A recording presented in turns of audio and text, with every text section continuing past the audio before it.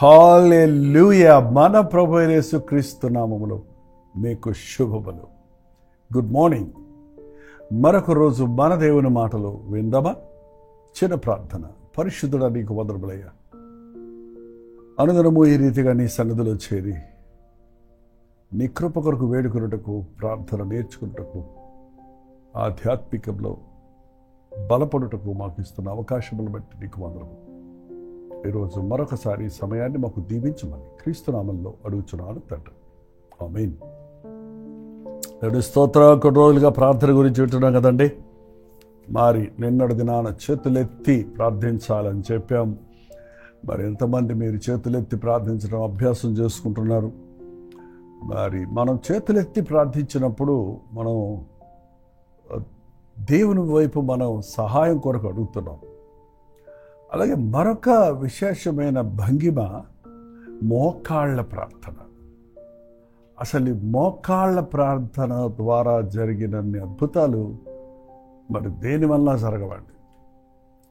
మనం పాటలు పాడినా, ప్రసంగాలు చేసినా, ఎన్ని కబుర్లు చెప్పినా, ఏది చేసినా ఒకవేళ అపవాది భయపడడేమో కానీ వాడు మాత్రం మోకాళ్ళ మీద ఉన్న క్రైస్తవుడిని చూస్తే, ప్రార్థనాపరుడిని చూస్తే గజగజలాడుతాడు. మోకాళ్ళ ప్రార్థన ఈరోజు అందరూ మర్చిపోతున్నారండి.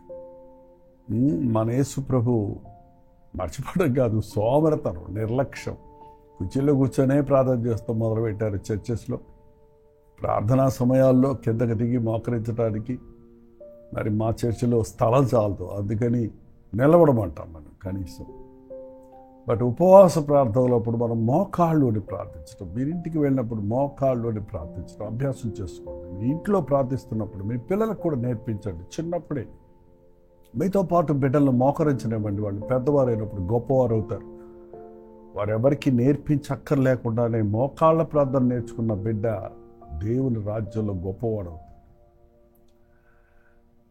దానియేలు ఒక అన్య దేశంలో అన్య రాజుల దగ్గర ఒక బందీగా వెళ్ళినప్పుడు కూడా రోజుకు 3 మారు మోకాళ్ళుని ప్రార్థించగలిగాడు.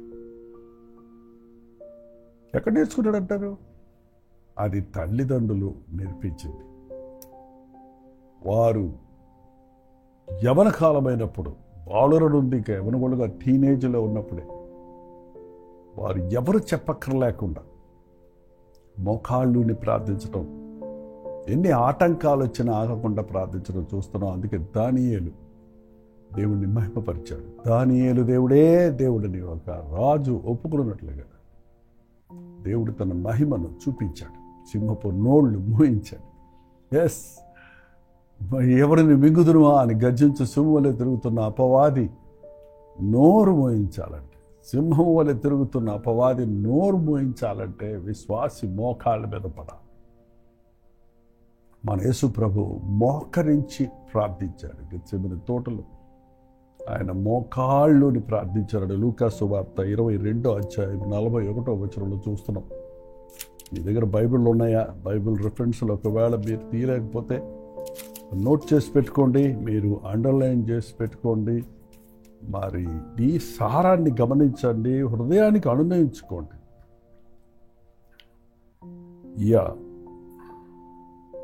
లూకా సువార్త 22వ అధ్యాయం 41వ వచనం. వారి యొద్ద నుండి రాతివేత దూరము వెళ్ళి మోకాళ్ళుని, తండ్రి ఈ గిన్నె నా యొద్ద నుండి తొలగించడం నీ చిత్తమైతే తొలగించము, ఆయనను నా ఇష్టము కాదు నీ ఇష్టమే సిద్ధించును గాకని ప్రార్థించము.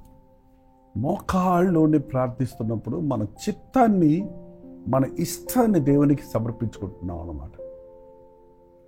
మనం ఆయనకి లోబడిపోతున్నాం. ఆయన ముందు మనం సాగిలపడుతున్నాం, సమర్పించుకుంటున్నాం.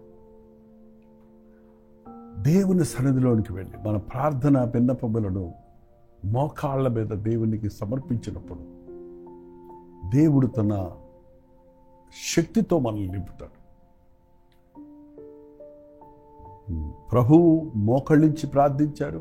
ఒక యవనస్తుడిగా దానియేలు మోకరించి ప్రార్థించాడు. ఇవాళ మాలాంటి పాస్టర్లు మోకరించటం ఒక స్థాయి వచ్చేటప్పటికి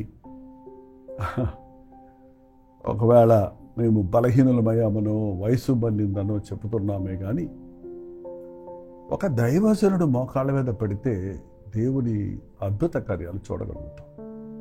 ఇవాళ సంఘాలకు చాలామంది హాజరవుతున్నారు. ఎన్ని సంఘాలు వచ్చినా, ఎంతమంది సేవకులు లేచినా, ఎన్ని సభలు జరిపిస్తున్నా ఎక్కడి నుంచి వస్తున్నారు గుంపులు గుంపులు గుంపులు గుంపులుగా. ప్రజలు ఎంతో ఆసక్తిని చూపిస్తున్నారు. ఎంతసేపు అయినా ఉండడానికి, మరి ముఖ్యంగా పాడడానికి, గంతులు వేయడానికి సిద్ధంగా ఉన్నారు. కానీ మోకాళ్ళు ఉండడానికి ఎంతమంది సిద్ధం?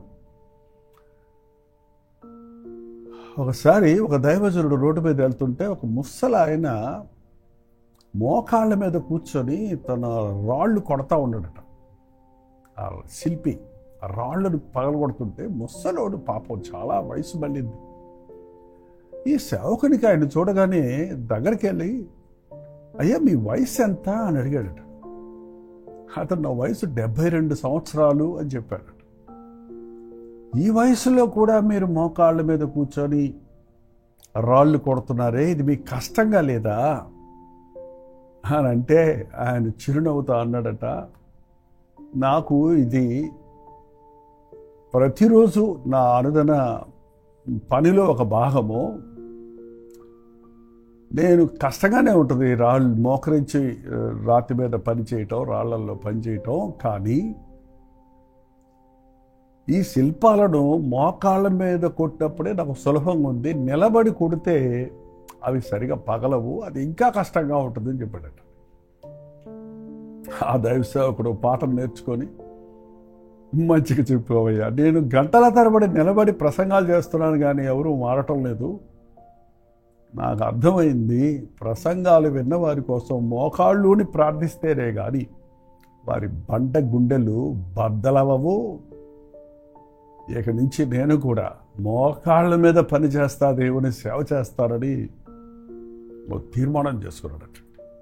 అవును, దైవ సేవకుడు మోకాళ్ళుని ప్రార్థించటం అభ్యాసం చేసుకుంటే బండ గుండెలు బద్దలవుతాయి, కఠిన హృదయాలు కరిగిపోతారు, అపవాది క్రియలు లయమైపోతాయి, అపవాది నోరు మూయబడుతుంది, సింహపు నోళ్ళు మూయించబడతాయి. పౌలు కూడా ఒకసారి చూడండి, అపోస్తల కార్యాలు 20వ అధ్యాయం, అపోస్తల కార్యములు 20వ అధ్యాయం 36వ వచనంలో చూస్తే, అతడు ఇలాగూ చెప్పి మోకాళ్ళుని వారందరితో ప్రార్థన చేసను. పౌలు ఎముకలన్నీ ఇరిగిపోయినాయండి. ఆయనకి ఎన్ని జబ్బులో, అంటే జబ్బులేంటి, ఆయన ఎన్ని దెబ్బలు తిన్నారు. ఆ ఎముకలన్నీ ఎన్నిసార్లు, ఒకటి తక్కువ 40 దెబ్బలు ఆయన్ని కొట్టారు. బెత్తాలతో కొట్టారు, రాళ్లతో కొట్టారు. ఆయన శరీరం అంతా గుళ్ళలాగా అయిపోయింది. అయినప్పటికీ నేను నాకు మోకాళ్ళ నొప్పులు ఉన్నాయి, మరి కాళ్ళ నొప్పులు ఉన్నాయి, ఎముకల నొప్పులు ఉన్నాయి, నాకు ఆరోగ్యం సరిలేదు, నాకు ఆహారం సరిలేదు, నాకు నిద్ర లేదు అని సాకులు చెప్పడం లేదు. కానీ మోకాళ్ళుని ప్రార్థిస్తున్నాడు సంఘంతో, సంఘము కొరకు. ఈరోజు నా దేవుని సేవకుడిగా నేను నేర్చుకుంది మోకాళ్ళ ప్రార్థన ఎంతో శక్తివంతమైంది. నా ఎవరి కాలంలో నేర్చుకున్నాను మోకరించి ప్రార్థించడం ఒక బైబిల్ స్టూడెంట్గా. ఇప్పటికీ కొంచెం నాకు అది కష్టతరమైనప్పటికీ మోకరించు మోకరించు అని ప్రార్థిస్తున్నప్పుడు నా హృదయంలో కలిగే ప్రేరేపణకు నేను లొంగిపోతున్నా, మోకరిస్తాను. చాలాసార్లు మోకాళ్ళ మీద ఉన్నప్పుడు మన ప్రార్థన ఎంత సారవంతంగా ఉంటుందో, అసలు తడుక్కోకుండా పరిశుద్ధాత్ముడు మనం ఏం ప్రార్థించాలన్నది ఎలా బయలుపరుస్తాడో, ఎలా పరిశుద్ధాత్మని ఆత్మలో ప్రారంభించగలుగుతామని అన్నది, అసలు కళ్ళు తెరవకుండా మోకరించి సంఘంలో ఒక్కొక్కసారి ప్రార్థిస్తున్నప్పుడు అక్కడ సమయం దాటిపోయిందే, అర్ధరాత్రి దాటిపోయిందే, విశ్వాసులు వెళ్ళాలి అనే ఆలోచన రానంత వరకు అసలు ఎంతసేపు ప్రార్థించామో తెలియదు. అవసరంగా ఒక్కడ కళ్ళు తెరిచి ఒకవేళ టైం అయిపోయిందేమో అని చూస్తే బలవంతంగా అబ్రిప్ట్గా ప్రార్థన ఆపిన అనుభవాలు నాకు ఉన్నాయండి. బట్ ఒంటరిగా దేవుని సన్నిధిలో మనం ప్రార్థించుకుంటున్నప్పుడు ఈ రోజు నుంచి మీరు మోకాళ్ళలోనే ప్రార్థించడం అభ్యాసం చేసుకోండి. మీరు వృద్ధులైతే, స్థూలకాయులైతే, మీకు కొంచెం బలహీనంగా ఉంటే ఏదన్నా ఒక ఆసరా పెట్టుకోండి, ఒక చైర్ తిరగేసి దానిని ఆనుకొని చెయ్యండి. కానీ మోకాళ్ళ ప్రార్థన అవాయిడ్ చేయొద్దు. వీలైనంత వరకు మనం నిరంతరం మోకరించలేమో, ఒక వయసు వచ్చిన తర్వాత అసాధ్యమవుద్ది కనుక ఇప్పుడే సమయం ఉన్నప్పుడు యవనస్తులారా ముఖ్యంగా మీరు మోకాళ్ళ మీద ఉంటే మీరు సాతాను జయిస్తారు, యవనేచ్ఛలు జయిస్తారు, లోకాశలు జయిస్తారు, దేవుని దర్శనాలు పొందుతారు, దేవుని అభిషేకాన్ని పొందుకుంటారు. తల్లి, నువ్వు మోకరించి ప్రార్థిస్తే నీ బిడ్డలు దైవజనులు అవుతారు. జాన్ వెస్లీ యొక్క తల్లి సుషన్నా వెస్లీ కుటుంబ ప్రార్థనలు అందరినీ బిడ్డలను మోకరింపజేసి ప్రార్థించడమే కాదు, ఆ తర్వాత ఒక్కొక్క మంచం దగ్గరికి వెళ్ళి మోకరించి ఈ బిడ్డను నీ చిత్త ప్రకారంగా నువ్వు వాడుకోడాయన అని ప్రార్థించేదట. అందుకే వారి బిడ్డల్లో అనేకులు గొప్పవారయ్యారు, దైవజనులయ్యారు, దేవుని సేవకులయ్యారు, ఆత్మజాలర్లయ్యారు. తల్లిగా నీవు మోకరించి ప్రార్థించి ప్రతి తండ్రి ఒక యాజకుడిగా బిడ్డల కొరకు ఉదయమునే లేచి, అరుణోదయమునే లేచి యోబు బిడ్డల కొరకు ప్రార్థించినట్లుగా మీరు మోకరించి ప్రార్థిస్తే, మీరు చెప్పక్కర్ లేకుండా తల్లిదండ్రులుగా మీరు మోకరించి ప్రార్థిస్తే మీ బిడ్డలు మీ పక్కన వచ్చి మోకరిస్తారు. ఈరోజు చూస్తున్నాం చాలామంది చిన్న బిడ్డలు కూడా తల్లిదండ్రులతో పాటు 2 years 1 year 2 years బిడ్డలు కూడా 3 years బిడ్డలు కూడా వచ్చి మోకరించడం చూస్తాం. మనం మోకరిస్తే ఇతరులను మోకరింపజేస్తాం. మనం ప్రార్థిస్తే ఇతరులకు ప్రార్థన నేర్పించిన వారు అవుతాం. మనం ప్రార్థిస్తే సాతాను శక్తులను బంధించగలుగుతాం, అద్భుత ఆశ్చర్య కార్యాలను అనుభవించగలుగుతాం. మోకాళ్ళ మీద పడ్డప్పుడు నీ నీ నీ నీ జీవితాన్ని దేవునికి అప్పగించుకుంటాం. నా చిత్తం కాదు ప్రభువా, నీ చిత్తమే జరగని అనేది మన ప్రార్థన సారాంశంగా ఉండాలండి. మనం మోకరించి ప్రార్థించినా, ఎంత ఉపవాసం ఉండి ప్రార్థించినా దాని ఉద్దేశం మన ఇష్టాలన్నీ దేవుడు ఇవ్వాలని కాదు, కానీ ఆయన ఇష్టం మనం అంగీకరించడానికి, ఆయన చిత్తం మనం చేయటానికి మన హృదయాన్ని సిద్ధపరచుకోవడమే ప్రార్థన. ప్రార్థనలోకి వెళ్ళినప్పుడు నా ఇష్టం కాదు ప్రభువా, నీ ఇష్టమే అని చెప్పటం మనం నేర్చుకోవాలి. నిజమే, మోకాళ్ళు ఉంటాం, మన ఇష్టం కాదు, మనకి ఇష్టం ఉండదు. కానీ మోకరించి ప్రార్థించమని దేవుని వాక్యం సెలవిస్తుంది. ఒక ఒంటే దాని మీద భారం వేసి తిప్పేవారు ఇంతకుముందు ట్రాన్స్పోర్ట్కి. ఆ భారాన్ని, ఆ మూటలన్నీ దింపుకోవాలంటే అది గమ్యం చేరిన తర్వాత ఏం చేయాలో తెలుసా? అది ముందు 2 కాళ్ళు వంచి మోకరిస్తే అప్పుడు అది వంగుతుంది. కాబట్టి దాని మీద ఉన్న ఆ యొక్క బరువు అంతా దింపుతాడు, ఎత్తుగా ఉంటుంది కనుక. సో దానికి అర్థమైపోద్దట, అది ఎక్కువ భారం మోయలేని సమయాల్లో తనకు తెలియకుండానే మోకాళ్ళ మీద పడిపోద్ది, 2 కాళ్ళ మీద, ముందు కాళ్ళ మీద. తనకు తెలుసు మోకాళ్ళ మీద పెడితే తన భారం తేలికైపోద్ది. మనం కూడా తెలుసుకోవాలి. భరించలేని భారాలు, అప్పుల భారాలు, జబ్బుల భారాలు, మరి కుటుంబ సమస్యలు, మరి క్రిటికల్ థింగ్స్ మనకి ఏర్పడుతున్నప్పుడు, తట్టుకోలేని హృదయ భారంతో నిండిపోయినప్పుడు మోకాళ్ళ మీద పడండి, దేవుని సన్నిధిలో మోకరించి ప్రార్థించండి. మనం సునాయాసనంగా దేవుని యొక్క చిత్తములో మనం ఆదరించబడతాం. మీ నిమిత్తమై ఆయన చింతించుచున్నాడు కనుక మీ చింత యావత్తు ఆయన మీద వేయుడని బైబిల్ చెప్తుంది కనుక మోకరించి ప్రార్థిద్దాం. ఎప్పటికప్పుడు మన భారాలు ప్రభు సన్నిధిలో దింపుకుంటాం. ప్రార్థన. పరిశుద్ధుడా, ప్రేమగల తండ్రి, ఈ అంచెదనములలో నాయన ప్రతి మోకాలు నీ నామంలో వంగాలని, ప్రతి నాలుక నీవే ప్రభు అని ఒప్పుకోవాలని, హెచ్చించబడిన నీ నామాన్ని అనేకులు తృణీకరిస్తున్న ఈ ధర్మలలో నీ నామాన్ని ఎరిగామని చెప్పుకునే మేము నీ ఎదుట మోకరెళ్ళి ప్రార్థించుటకు, నీ సన్నిధిలో మమ్మల్ని మేము అర్పించుకుంటూ ప్రార్థించుటకు, నీ సన్నిధిలో నాయన మా భారములన్నీ దింపుకొనుటకు సహాయం చేయండి.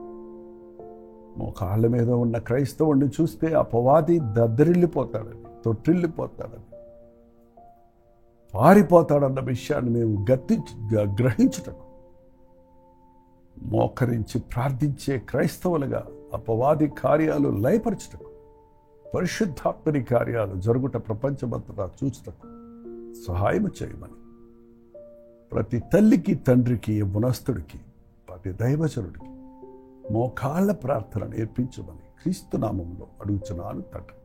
ఆమేన్. మన తండ్రి అయిన దేవుని యొక్క ప్రేమయు, కుమారుడైన క్రీస్తు యొక్క కృపయు, ఆదరణకర్త అయిన పరిశుద్ధాత్మ యొక్క సహవాసం కూడి వచ్చిన మనందరికీ ఇప్పుడు సదాకాలం తోడయుడును గాక. ఆమేన్. దేవుని స్తోత్రం. మీ ప్రార్థన స్తోత్రాలు భారాలు 954004 నెంబర్కి, మీరు ఇతర దేశాల్లో ఉంటే 91001010 నెంబర్కు టెక్స్ట్ లేక వాయిస్ మెసేజ్ ద్వారా వాట్సాప్ పెట్టండి. మీ పక్షంలో మేము ప్రార్థిస్తున్నాం, మీరు కూడా ప్రార్థించండి, తప్పక జవాబిస్తాడు.